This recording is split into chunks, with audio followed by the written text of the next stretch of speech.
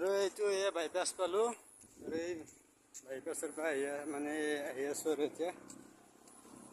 মই দেখাই আছোঁ আপোনালোকক অলপ আগত যে আপোনালোকক এই